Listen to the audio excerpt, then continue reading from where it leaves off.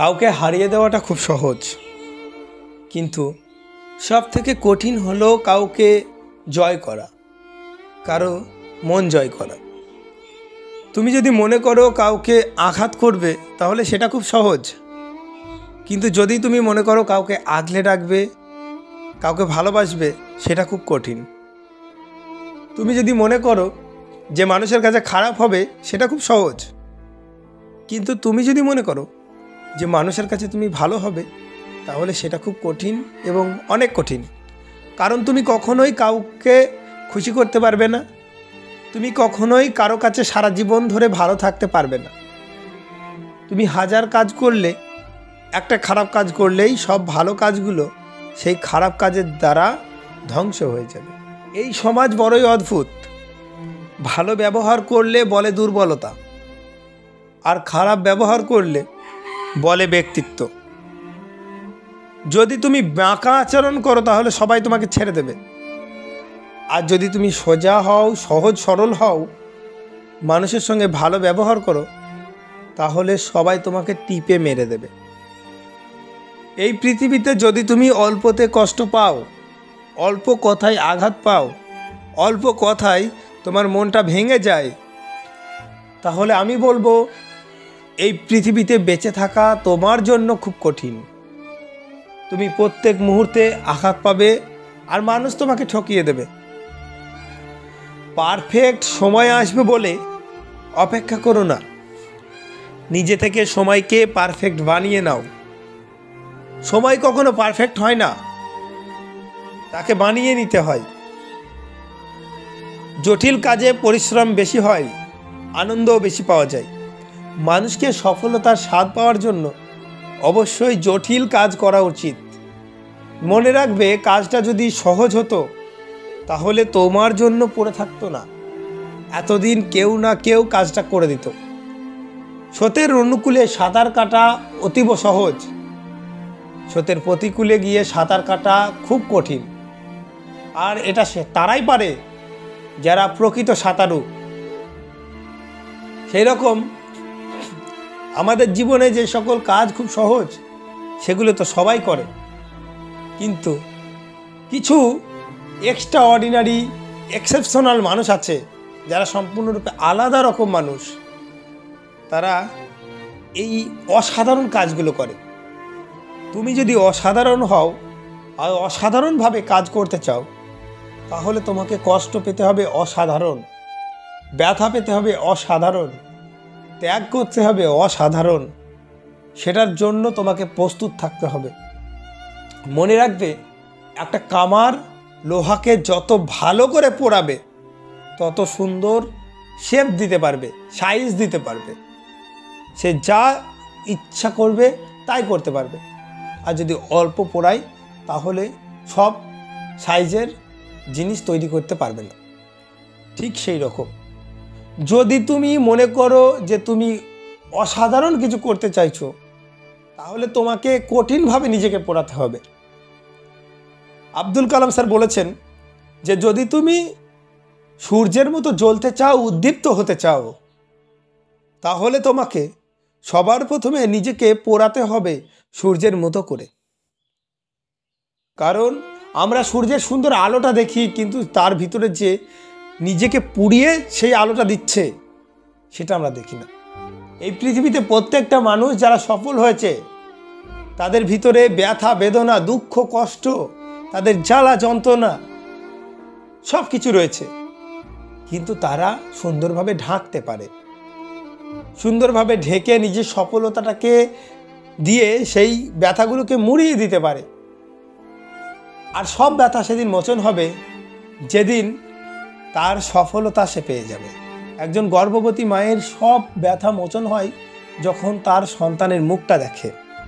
ঠিক সেই রকম তোমার সমস্ত কষ্টের, সমস্ত বেদনার ব্যথা দূর হয়ে যাবে যেদিন তুমি তোমার সফলতার মুখ দেখবে, যেদিন তুমি তোমার চাওয়াটা পূরণ করতে পারবে, যেদিন তুমি তোমার ইচ্ছাটাকে পূরণ করতে পারবে। অহংকার তারাই করে যারা হঠাৎ করে এমন কিছু পেয়ে যায় যেটা পাওয়ার যোগ্যতা তার ছিল না, যেটা পাওয়ার উপযুক্ত তারা ছিল না। অযোগ্য ব্যক্তি যদি যোগ্য স্থান পায় তাহলে সে অহংকারী হয়ে যাবে, আর যদি যোগ্য ব্যক্তি যোগ্য স্থান পায় তাহলে সে বিনয়ী হয়ে যাবে। সৃষ্টিকর্তা শুধু তাদেরকেই সাহায্য করে যারা কঠোর পরিশ্রম করে। পরিশ্রমের বিকল্প এই পৃথিবীতে আমি বলবো আর কিছু নেই। কেউ যদি পরিশ্রম করতে পারে তাহলে তার দ্বারা সব কিছু পাওয়া সম্ভব যেগুলো সে চায়। উপরে ওঠার জন্য শক্তির দরকার, সেটা হোক মাউন্ট এভারেস্ট বা পেশা। কোনো কাজের মধ্যে ব্যর্থতা থাকা অবশ্যই দরকার আছে, কারণ ব্যর্থতা আছে বলেই সফলতার এত স্বাদ। যদি তুমি কোনো কাজে ব্যর্থ হও তাহলে তুমি চিন্তা করো না, মনে করো যে প্রকৃতি সৃষ্টিকর্তা তোমাকে আর একবার নতুন সুযোগ দিয়েছে আগের থেকে ভালোভাবে কাজটি করার। তুমি দেখো তুমি কি কি ভুল করেছিলে আগে, সেই ভুলগুলিকে ঠিক করো এবং নতুন উদ্যমের সঙ্গে ঝাঁপিয়ে পড়ো। দেখবে তোমার সফলতা কেউ আটকাতে পারবে না।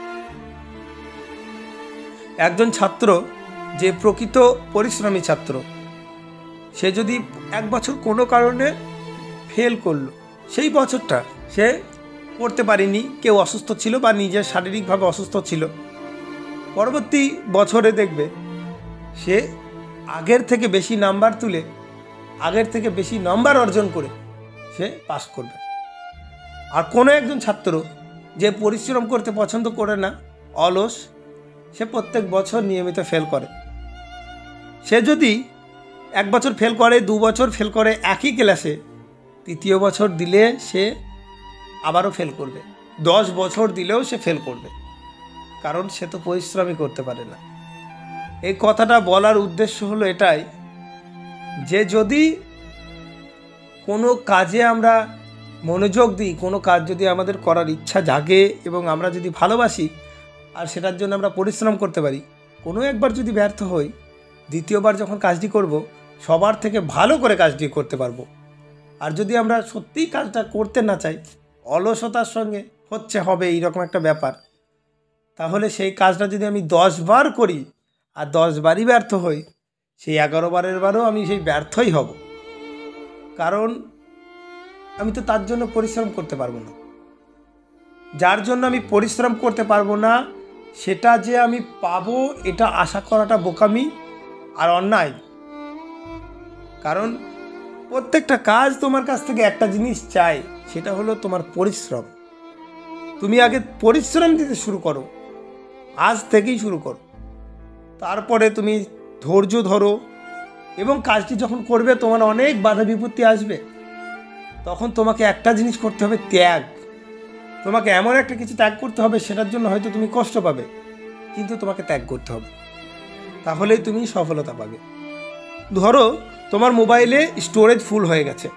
যখন আমাদের মোবাইলে স্টোরেজ ফুল হয়ে যায়, তখন আমরা যখন কোনো একটা অ্যাপস ইনস্টল করি মোবাইলের মধ্যে, সেই অ্যাপসটা আমার অতীব দরকার, জরুরি, তখন মোবাইল অটোমেটিক আমাদের দেখিয়ে দেয় যে আপনি আর একটা অ্যাপস আনইনস্টল করুন, যে কোনো একটা, তাহলে এটা ইনস্টল করতে পারবেন।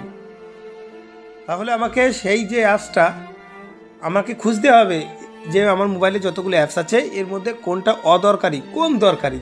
অদরকারি তো না, দরকারের জন্যই আমরা মোবাইলে রেখেছিলাম। যেটা কম দরকারি সেটাকে আনইনস্টল করে আমাকে ওটাকে ইনস্টল করতে হবে।